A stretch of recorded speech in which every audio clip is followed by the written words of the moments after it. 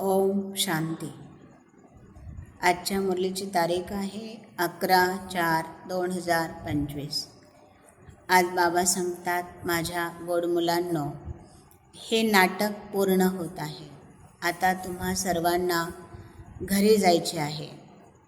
यामुळे तुम्हाला ह्या दुनियामधलं जे मोह ममत्व आहे याला विसरायचं आहे.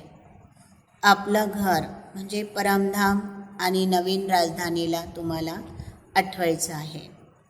बाबा प्रश्न विचारतात, मुलांनो, दानाचं महत्त्व कुणाला आहे आणि त्याचं रिटर्न कुणाला मिळत असतं? असं म्हणतात, गुप्त दान महापुण्य. जे दान करतात आणि पुन्हा त्याला आठवत नाही किंवा त्याचं वर्णन करत नाही, तर अशांना त्या दानाचं रिटर्न खूप काही प्रमाणात मिळत असतं. ते दान केल्यानंतर त्याच्यामध्ये कधीही ममत्व आणि मोह नसला पाहिजे.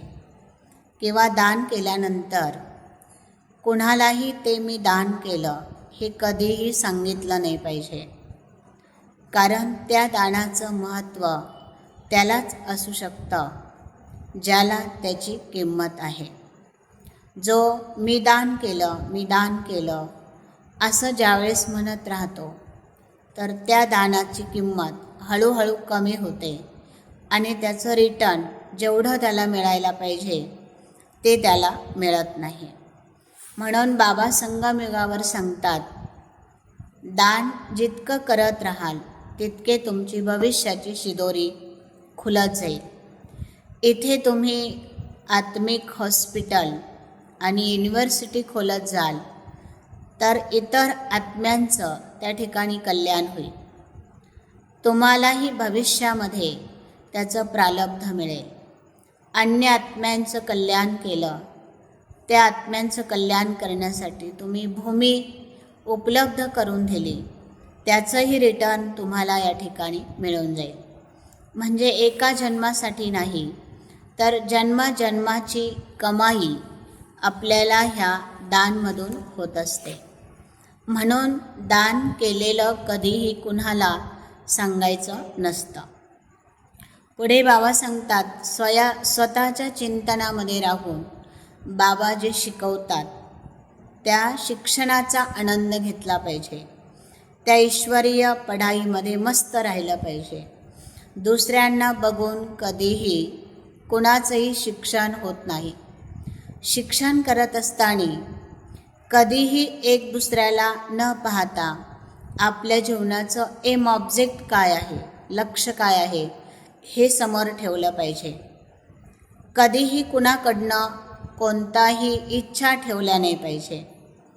प्रत्येकामध्ये विशेषता पाहिल्या पाहिजे, पण त्या विशेषतांवरती प्रभावित होता कामा नये. एखादा जर तुमच्याबरोबर जर व्यवस्थित बोलला नाही तर तुम्ही ते एका कानाने ऐकून दुसऱ्या कानाने सोडून दिला पाहिजे. आपल्या पुरुषार्थामध्ये कधीही रुसून विघ्न आणता कामा नये. पुढे बाबा सांगतात, जिवंत असताना सर्व काही देऊन ममत्व सोडून द्यायचं आहे. बाबांवर सगळं सोपवून ट्रस्टी बनवून सर्व सांभाळलं पाहिजे. देही अभिमानी बनवून दैवी गुण धारण केले पाहिजे. आणि आज बाबा म्हणतात की जी विभिन्नता आहे त्याला मिटून टाकायचं आहे आणि तुम्हा सर्वांमध्ये एकता आणायची आहे. अशी तुम्ही खरे माझे सेवाधारी आहात. पुढे बाबा सांगतात, ब्राह्मण जीवनाची विशेषता काय आहे? अनेकतामध्ये एकता आणणं. दुनियामध्ये अनेक मतांना एकतेमध्ये आणणं अवघड आहे, पण इथे बाबांचं श्रीमत एक आहे. बाबा एक आहे, मुलांचा परिवार एक आहे आणि एक धर्म, एक राज्य, तिथे एकता आहे. तर जिथे एकता आहे तिथे द्विधा असू शकत नाही. मग बाबा सांगतात की पूर्ण तुम्ही स्वतःवर कंट्रोल ठेवा आणि जिथे विभिन्नता आहे तिथे एकता आणण्याचा तुम्ही पूर्ण पुरुषार्थ करा. पुढे बाबा सांगतात, जो सेवाधारी असतो तो स्वतःप्रती नाही, तर तो इतरांसाठी आपलं संपूर्ण जीवन बलिहार करत असतो. त्यालाच खरं सेवाधारी म्हटलं जातं. म्हणून बाबा सांगतात की या ठिकाणी जसं बाबांचं उदाहरण दिलं, साकार बाबाने एवढं शरीराचं वय झालं असतानासुद्धा बाबांनी प्रत्येक हड्डी ह्या यज्ञसेवेमध्ये समर्पित केली. तसं माझ्या लाडक्या मुलांनो, तुम्हीसुद्धा तुमची प्रत्येक हड्डी ह्या यज्ञसेवेमध्ये सेवा देत राहा. जर या ठिकाणी ती हड्डी सेवेमध्ये लागली तर भविष्यामध्ये एका जन्मासाठी नाही, परंतु अनेक जन्मासाठी हे शरीर निरोगी तुम्हाला मिळाल्याशिवाय राहणार नाही. पुढे बाबा सांगतात की जर तुम्ही परमात्मा प्रेमामध्ये जर तल्लीन होऊन गेलात तर तुमचे प्रत्येक दुःखाचे क्षण हे मिटत जाते. कारण परमात्मा प्रेम असं एक प्रेम आहे की जिथे कुठेही कोणत्याही गोष्टीची कधीही दुःख होऊ शकत नाही.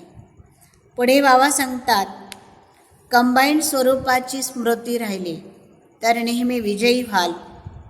स्मृती ठेवा, आम्ही कंबाईंड होतो, आम्ही कंबाईंड आहे आणि आम्ही पुढेही कंबाईंड राहू शकतो. प्रेमाची निशाणीच काय आहे? एकत्र राहणं. जिथे प्रेम आहे तिथे त्याला कोणीही वेगळं करू शकत नाही.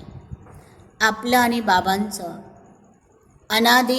आदिकाळापासून जे प्रेम आहे, ह्या प्रेमाला कोणीही वेगळं करू शकत नाही. ओम शांती.